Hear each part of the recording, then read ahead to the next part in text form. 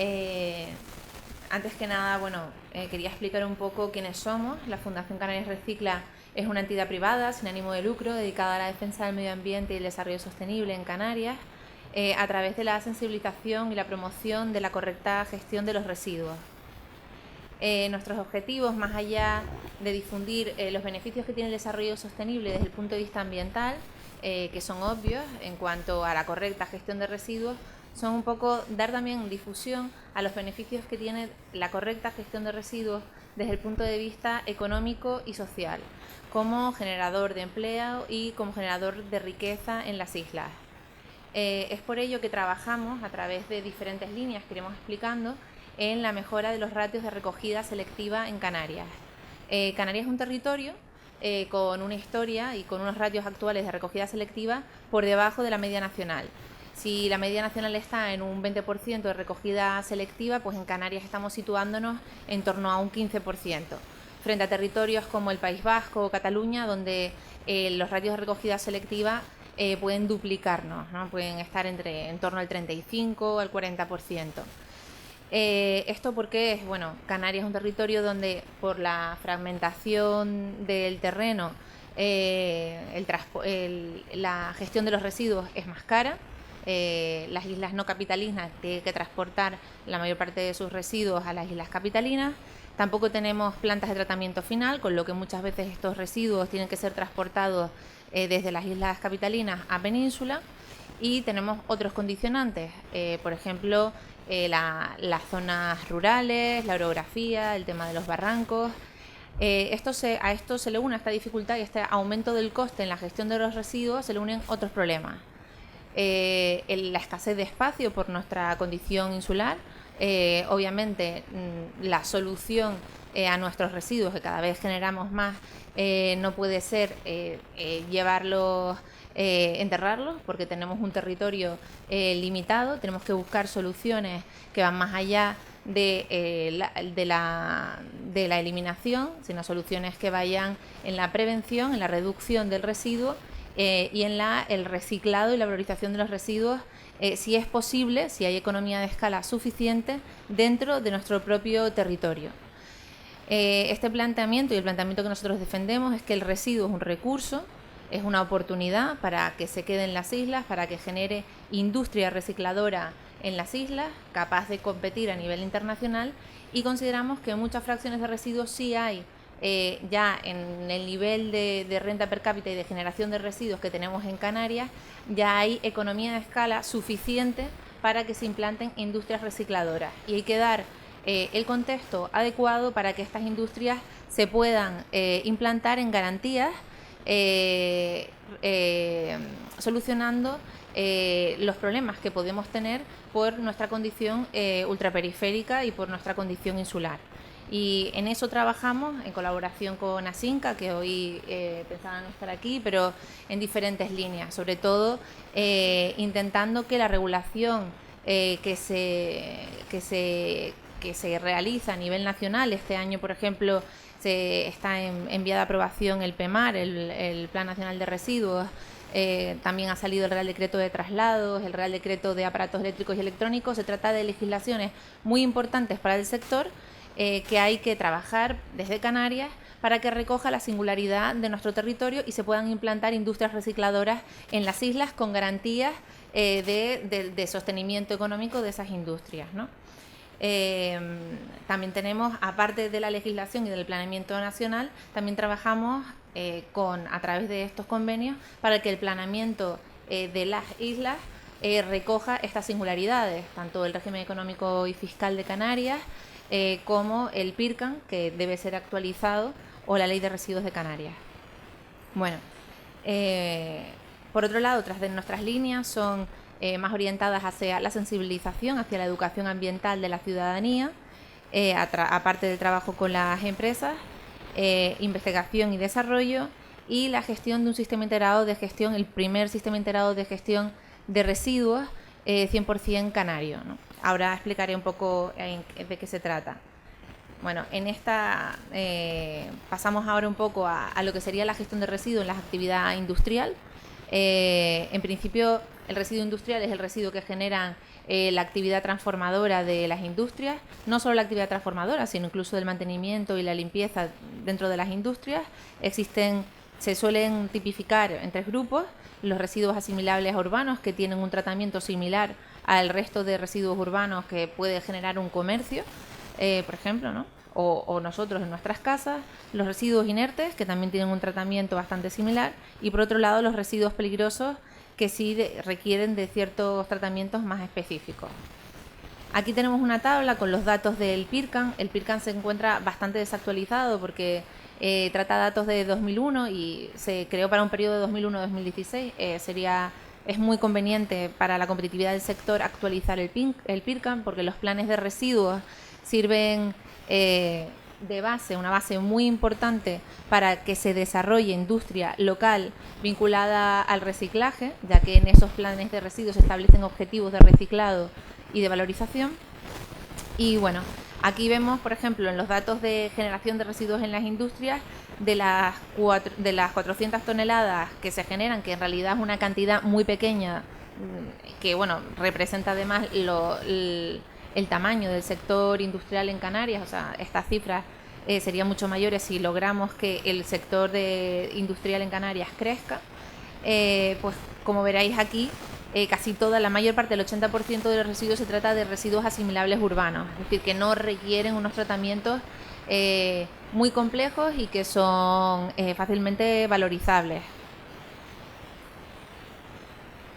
Bueno, luego por tipologías, bueno, para que nos hagamos una idea del tipo de residuos que suele generar las industrias, están las pilas y baterías, los PCBs, aceites usados, envases contaminados. Estamos hablando de unas 23 toneladas, son cantidades bastante manejables, ¿no? Las industrias, como poseedores finales del residuo, lo que tienen que hacer es velar por su tratamiento. Lo pueden hacer directamente o a través de un gestor autorizado. La mayor parte de las industrias lo que hacen es contratar gestores autorizados. Es muy fácil, simplemente hay que ir a la página web del Gobierno de Canarias. Ahí, conociendo el código LER, el código LER es un código que identifica el residuo de la lista europea de residuos. También en la página web hay un listado de códigos LER. Buscamos el código LER del residuo que nosotros estamos generando y si aparece con un asterisco, es que se trata de un residuo peligroso. Entonces, una vez que tenemos identificados los residuos que estamos generando, tenemos que ver si son peligrosos o no son peligrosos, porque contratar a un gestor autorizado que se dedique al traslado y al tratamiento de ese código LER. Como decía, hay una base de datos, metemos el código LER del que se trate y aparece un listado con todos los gestores autorizados para ese código LER. ¿Vale? Entonces, bueno, pues ahí los gestores pues darán precio en función de si se trata de un residuo que su tratamiento tiene un coste de tratamiento. Hay residuos que tienen valor, es decir, que incluso nos pueden pagar por la gestión de ese residuo. Los residuos que obviamente no tienen un valor, sino que tienen un coste para la empresa, pues lo que hay que intentar es prevenir, reducir en la medida de lo posible que se generen esos residuos en nuestros procesos productivos, ¿no? La prevención es importante. Bien, ¿qué tenemos que hacer? Pues suministrar, están obligados los poseedores finales de suministrar toda la información que sea necesaria para el tratamiento del residuo. Sobre todo aquí es importante en residuos que tengan cierta peligrosidad, ¿no? En el caso del residuo de aparato eléctrico y electrónico, pues nosotros en el caso de residuos que proceden de hospitales, pues se les exige, por ejemplo, que nos den la información de si el residuo tiene riesgo biológico, si ha sido efectivamente descontaminado y se ha pasado, y eso tiene que ir con un informe médico, por ejemplo, del responsable de seguridad del hospital, ¿no? Luego, en caso de que hubiese una desaparición, pérdida del residuo, también tienen que informar a la administración competente, tienen que estar adecuadamente almacenados, y sobre los plazos de almacenamiento, eso sí es importante, pues los residuos no peligrosos se pueden almacenar durante 2 años. Cuando se destinen a valorización, si van a eliminación, solo se pueden estar almacenados durante 1 año, y los peligrosos solo pueden estar almacenados durante 6 meses. Ese es el máximo que marca la ley. a partir de 6 meses ya estaríamos haciendo una actividad ilícita y por tanto podríamos ser sancionados por una actividad que va en contra de la legislación ambiental. No podemos ni mezclar ni diluir los residuos peligrosos, deben estar etiquetados y eso deben ser entregados a un gestor autorizado que nos documentará esa entrega y que nosotros además debemos archivar esa información durante un periodo de 3 años. Para los gestores de residuos no peligrosos deben hacer una comunicación previa al Gobierno de Canarias. En la página web podemos descargarnos el modelo de la documentación de la comunicación previa, es muy sencillo de cumplimentar, llevar un archivo cronológico de los residuos que generamos, de los no peligrosos, siempre que generemos más de 1000 toneladas al año de estos residuos. Si generamos menos, no es necesario hacer todo esto. Y luego, en el caso de los residuos peligrosos, aparte de la comunicación previa, que es diferente, también está el modelo en el Gobierno de Canarias, en la página web, hay que llevar el archivo cronológico, guardar la información durante 3 años y si generamos más de 10 toneladas, de 10.000 kilos, pues tenemos que realizar un estudio de minimización que se presenta a la Comunidad Autónoma de Canarias, es decir, qué acciones vamos a hacer nosotros en nuestra industria para ir reduciendo la cantidad de residuos peligrosos que generamos. Bueno, aquí hay dos cuestiones que me suelen preguntar los industriales y por eso os voy a comentarlas de la práctica, ¿no? A efectos prácticos. Uno, hay residuos, por ejemplo, el residuo de aparato eléctrico y electrónico, que tiene, como puede ser un frigorífico, que hay que descontaminarlo porque tiene gases de efecto invernadero, o un aire acondicionado, que se trata de un residuo peligroso. Y me preguntan, bueno, esto tiene... realmente a mí me lo recoge un gestor, este frigorífico me lo recoge un gestor de forma gratuita, por lo cual uno piensa, debe tener un valor positivo, ¿no? Ocurre con varios residuos. Ese tipo de residuos, hay algunos de estos residuos que son asimilables a domésticos y que son los sistemas integrados de gestión quien los financia. Es decir, no quiere decir que ese residuo tenga un valor en sí mismo, sino que están financiándolo otras personas, no el poseedor final, no la industria que lo genera, ¿vale? Siempre que sean asimilables a domésticos, sino que lo está financiando ese tratamiento y ese transporte lo está financiando otro ente. Ahora vamos a explicar qué ente es, ¿vale? Y la otra pregunta, la otra cuestión que suele causar confusión es el tema de la responsabilidad ampliada del productor. Es decir, hay una norma, voy a explicar la diferencia entre ser productor de un residuo, que es lo que hemos hablado hasta ahora, es nuestra industria, está generando un residuo como parte de su actividad industrial, y el otro caso es que tu industria está generando un producto, ¿vale?, que en su día generará un residuo. Por ejemplo, tu industria lo que hace es embotellar agua, ¿no? Vamos a poner un ejemplo como podría ser Fuente Alta. Fuente Alta es una industria que generará residuos dentro de su actividad industrial, que pueden ser residuos de aceites del mantenimiento de las máquinas o que puede ser incluso botellas de plástico que se rompen durante el propio proceso, pero que no llegan a ser puestas en el mercado. Esos son los residuos que tiene, en este caso, Fuente Alta o Clipper o cualquier empresa embotelladora. Este residuo debe ser gestionado a través de un gestor, en este caso de residuos no peligrosos, todo lo que comenté antes, ¿vale? Son las obligaciones que hablamos de comunicación previa al Gobierno de Canarias para que nos inscriban en el registro de productores de residuos. Estamos hablando de productor de residuos. Esto tiene que diferenciarse, aunque podemos ser las dos cosas, hay que diferenciarse de cuando eres productor del producto. Eres tú el que está poniendo en el mercado ese producto. Para determinados productos, no para todos, pero determinados productos, hay unas obligaciones que son las que vienen de la responsabilidad ampliada del productor. Viene del principio de quien contamina paga, de la Ley 22/2011, de la Ley de Residuos, y son los contaminados, que establece que hay unos determinados tipos de residuos para los que los productores, cuando los ponen en el mercado, se les establecen unas obligaciones tanto de diseño como de que se responsabilicen del residuo en el que se van a convertir en el futuro esos productos que ponen en el mercado. Entonces, le ocurre al caso de los envases, ahí vemos en la pantalla el punto verde, es el primero que vemos ahí, que lo habrán visto en las botellas de agua, por ejemplo, o en las botellas de cualquier envase. Al lado vemos el SIGRE, que es el punto de los medicamentos. Abajo vemos un contenedor tachado, que es el de los aparatos eléctricos y electrónicos, que seguro que lo tiene este ordenador o que lo tiene este micrófono. Todos los aparatos eléctricos y electrónicos, también los productores que los ponen en el mercado, bien porque son fabricantes, bien porque los importan a España desde otros países, no desde terceros países, sino desde terceros países, desde China o desde Francia incluso.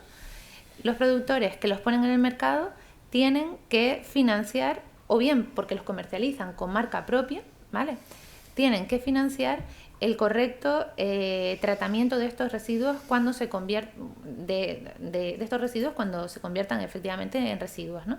Entonces tienen unas responsabilidades que pueden asumir individualmente, pero ya digo que es raro que lo hagan individualmente, sino que lo que hacen es adherirse a unos sistemas que son los sistemas de responsabilidad.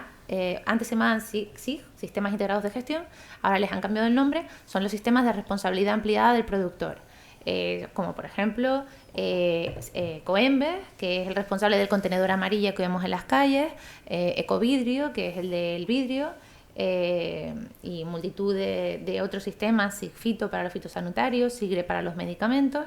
En el caso de los RAEs, de los residuos de aparatos eléctricos y electrónicos, pues hay 10 en el mercado, y en Canarias hay autorizados en estos momentos 10. Fundación Canarias Recicla. Tenemos un sistema integrado de gestión de residuos de aparatos eléctricos y electrónicos, y en ellos están importadores canarios que quieren cumplir con sus obligaciones en cuanto a reciclado de sus residuos, pero a través de un sistema local. Bien, yo no sé si me he explicado, pero bueno, todas estas obligaciones son de diseño de los productos que ponemos en el mercado y también de prevención. Es decir, por ejemplo, aquí vemos, no sé si aquí habrá alguna industria que esté ahora mismo teniendo que pagar por los envases que ponen en el mercado, pero bueno, si las hay sabrán que tienen que que pueden bien hacer un plan de prevención de su empresa, o bien unirse a planes de prevención globales que tiene Ecoembes, ¿no? El sistema integrado de gestión que lleva esto. Como resultado de estos planes de prevención, ejemplos de prevención en este tipo de industrias, en el diseño, en productores de envases, pues vemos aquí cómo Clipper ha hecho diferentes diseños, por ejemplo en la botella, en las que ha reducido, por ejemplo, la relación peso-envase del producto en un 12,9%, simplemente pues haciendo más pequeña la tapa de la botella. Luego tenemos otro ejemplo que es cómo ha reducido la cantidad de envases, haciendo que los paquetes de botellas de Clipper, en vez de ser de 6, sean de 8, o aumentando la capacidad del envase, haciendo comercializando una botella que pasó de ser de 2 litros a ser de 2,25 litros, ¿no? Y como ha ido pues reduciéndose la cantidad de residuos que generan sus productos, los productos que ponen en el mercado. Bueno, en el caso de los residuos de aparatos, bueno, siguiendo el ejemplo anterior de Fuente Alta, por poner un ejemplo, pues Fuente Alta primero es productor de residuos, es una industria que es productora de determinados residuos, genera residuos, pues las botellas que, como decíamos, a lo mejor salen mal, o los residuos de aceite del mantenimiento de las máquinas, eso es un residuo que genera Fuente Alta, o Clipper o cualquiera, pongo Fuente Alta como un ejemplo. Otro tiene además como en obligaciones ambientales en cuanto a los residuos, es productora de estos envases, y por tanto a través de Ecoembes tendrá que financiar la correcta gestión de estos residuos, de estos productos que pone en el mercado. Cuando se conviertan en residuos, lo que se hace son unas declaraciones en las que se declaran las cantidades de productos que está poniendo en el mercado en función de los materiales, pues hay unas tarifas que establece el sistema integrado de gestión, ¿vale? Hay otras obligaciones que son de diseño y de prevención, pero y en tercer lugar, la misma Fuente Alta también es productor de aparatos eléctricos y electrónicos. De hecho, está adherido a la Fundación Canarias Recicla. ¿Por qué? Pues porque ellos ponen en el mercado los dispensadores de agua que ellos ponen en el mercado, pues es un aparato eléctrico y electrónico, y también tiene que estar adherido a un sistema integrado de gestión de aparatos eléctricos y electrónicos. Esto es un ejemplo para explicar que podemos tener diferentes perfiles y que nuestras obligaciones en cuanto a industriales pueden ser de generador del producto o generador de residuos. el Ministerio. Nosotros estamos autorizados por el Gobierno de Canarias. ¿Qué hacemos? Pues conveniamos con las fuentes del residuo, que son los distribuidores y puntos limpios, captamos ahí el residuo, lo transportamos a través de gestores autorizados y hacemos el tratamiento final en plantas de tratamiento. Entonces, realmente nosotros no tocamos el residuo, simplemente captamos financiación de unas empresas que tienen la obligación de financiar el reciclaje de estos residuos, y lo que hacemos es hacer contratos tanto con el origen del residuo, que sería un distribuidor o que sería un punto limpio, con transportistas y plantas para que el residuo al final sea gestionado. Y toda esta información se audita y se controla a través del gobierno autónomo y de auditorías que tienen que pasar los sistemas. Simplemente para el cumplimiento no se trata de un impuesto ni una tasa, como a veces se piensa, es simplemente un cumplimiento legal que se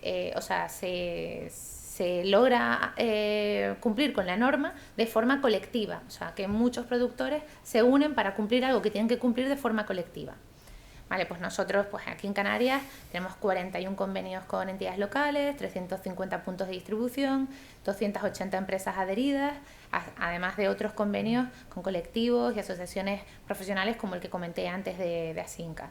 Nosotros además hacemos mucho hincapié en nuestros proyectos ambientales, proyectos de sensibilización con los que colaboramos con diferentes administraciones públicas, como se puede ver. Incluso uno de nuestros proyectos estrella es un aula que está incorporada dentro de la planta de eWaste Canarias. Nuestro proyecto lo que hacemos es llevar a niños, a mayores, a profesionales, todos los que están aquí estáis invitados, por supuesto, a venir a visitarnos y ver un proceso, damos una charla de educación ambiental, pero ver el proceso de reciclado en vivo. De hecho, hay un mirador desde el que se puede ver la industria y se ven unos vídeos antes en los que puedes ver todo el proceso industrial. Lo que hablamos nuestra filosofía de trabajo es a través del aprendizaje significativo, de manera que no nos quedemos solo cuando tiramos el residuo en un contenedor, sino que veamos qué ocurre con ese residuo luego y cómo ese residuo genera economía, genera empleo y al final se convierte en materias primas que además permitirían, cuando tengamos suficientes materias primas, porque en realidad las tenemos, porque los residuos, si lo vemos como un recurso, realmente son materias primas que tenemos y que si realmente dejamos de enterrarlas y empezamos a aprovecharlas y a reciclarlas, tendremos materias primas en Canarias, cosa que nunca hemos tenido, para fabricar nuevos productos. O sea, una de las debilidades que tiene la industria canaria es realmente que no tiene materias primas, que tendríamos que traerlas de fuera y que eso nos hace perder competitividad. Ahora mismo, por ejemplo, Vidriera, con el vidrio que reciclamos nosotros, que tiramos en los contenedores, en los iglús de la calle, es capaz de producir botellas, cuando en caso contrario tendría que traer calcín virgen desde Portugal, lo que la haría muchísimo menos competitiva, ¿no? O sea, la idea es ir hacia una economía circular en donde el residuo que nosotros generamos lo transformemos en Canarias a través de industrias recicladoras y que las materias primas de esas industrias recicladoras puedan ser utilizadas por industrias que puedan implantarse, justamente porque en Canarias hay materias primas para producir aquí en Canarias para exportar, ojalá, o para por lo menos ser menos dependientes del exterior. Bueno, también trabajamos contra prácticas ilegales, en este caso vemos un chatarrero ilegal, prácticas ilegales que, bueno, tienen un efecto sobre la industria del reciclaje y sobre el propio sistema, la financiación del propio sistema, porque ¿qué ocurre con los electrodomésticos? Bueno, que se extraen las sustancias que tienen valor, los metales, pero que se dejan las sustancias contaminantes, y esto primero produce un daño al medio ambiente, pero también causa un daño económico a las industrias recicladoras, que ven cómo solo se quedan pues con el problema, ¿no? Con las cuestiones que hay que descontaminar y pierden el valor económico, ¿no? También luchamos, por ejemplo, contra la salida de residuos a África, que va en contra del convenio de Basilea, pero que a pesar de eso, pues bueno, aquí vemos un vertedero ilegal en Ghana, cómo se queman los residuos para extraer el cobre, imagínense la situación. Entonces hay territorios en África en los que no solo son pobres ahora, sino que estamos garantizando que sean pobres en el futuro, pues se trata de zonas muy contaminadas, con acuíferos muy contaminadas, en situaciones que no se pueden revertir en los próximos 500 años a lo mejor, ¿no? Bien, por último, quería terminar con un ejemplo del Plan Renove Electrodomésticos, como estamos hablando hoy de eficiencia energética, de ayudas a la eficiencia energética. El Plan Renove Electrodomésticos es una fantástica práctica, una buena práctica que va ligada a la eficiencia energética y que afecta a la adecuada gestión de los residuos. Hay, como habíamos visto, una gran presión para canibalizar, para robar estos residuos de aparatos eléctricos y electrónicos que no terminan en el canal adecuado. Para que nos hagamos una idea, solo el 30% de los residuos de aparatos eléctricos y electrónicos terminan en el canal adecuado.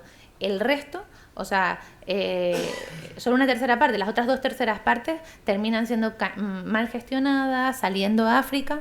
Bien, cuando estaba el plan de renove de electrodomésticos, se triplicaban las cantidades gestionadas. Cuando existía el plan Renove Electrodomésticos, tenemos un ejemplo de un plan que permite una mejora de la eficiencia energética, por un lado, y por otro lado hace que una economía sumergida, totalmente irregular, que produce un daño ambiental, que es la de esas personas que de forma irregular mal gestionan estos electrodomésticos, dejen de actuar, porque en el plan de electrodomésticos, pues Industria pedía a los distribuidores que presentaban la documentación de haber entregado esos aparatos a un gestor autorizado. Al hacerse esto, que conseguimos una mejora en la eficiencia energética, pero también una mejora de la gestión de los residuos.